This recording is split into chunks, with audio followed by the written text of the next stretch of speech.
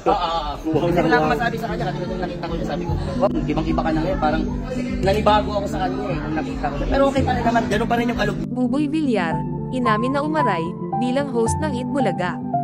October 12, 2023. Aminado si Buboy Villar na na-hurt at naapektuhan talaga sila sa panghuhusga sa kanilang mga bagong hosts ng Eat Bulaga sa GMA7.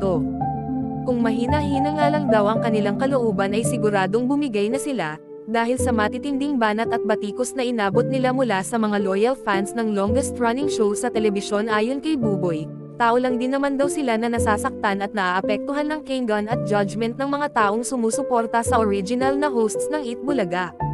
Actually po, nung una talaga, ang totoo niyan, oo, masakit, masakit talaga. Ako yung taong walang pakialam pero once na kapag, unang-unang bungad sa'yo nega kaagad. Parang ang bad kaagad ng morning mo, so nakakalungkot talaga siya, sabi ni Buboy sa interview sa kanya sa Merits University. Ayon pa kay Buboy ang talagang naapektuhan daw sa mga bagong host ng show ay ang co-host nilang si Betong Sumaya. Si Betong, siya talaga yung maramdamin sa amin. Si Betong talaga, kahit sa live, nagbabasa siya ng comments. Pero bilang isang katrabaho mo, kunwari, tayo, na alam mong naaapektuhan ka pero mas affected ito, paano mo ngayon iha-handle yun? Say ni Buboy. Pero mas nanag pa rin daw ang kagustuhan nilang makapagpasaya ng mga tao kaya kailangan lang na mas lakasan pa nila ang kanilang mga kalooban at huwag na lamang pansinin ang mga bashers at haters. Nakaka-hurt lang na parang sa kabila ng magagandang sinabi sa'yo, o kaya ito na lang, sa 10 ginawa mo, merong isang mali, aniya pa. Dagdag pang paliwanag ng kapuso actor, alam natin kung paano tayo magtrabaho, alam natin na yung gagawin natin dito ay hindi para palitan sila, kundi magbigay ka lang kung ano yung main goal mo, host ka lang ng show, tulong at saya, aniya pa. Vice Ganda at Pura Luca Vega, tapang-tapangan lang.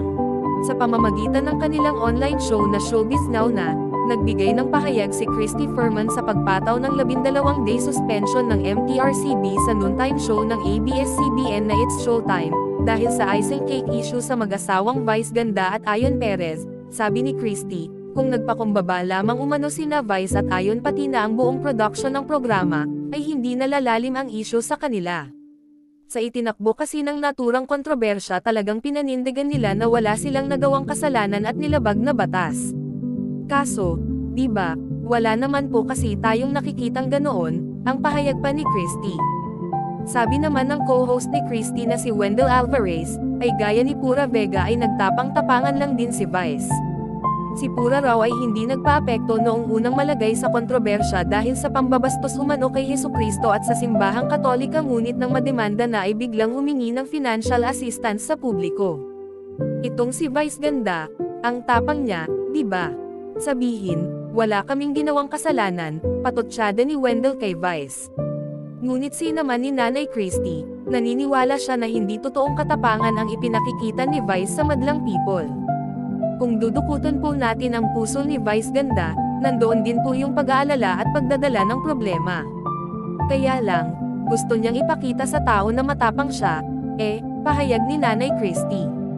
Yun ang magpapasama sa kanila, sabi naman ni Romal Chica.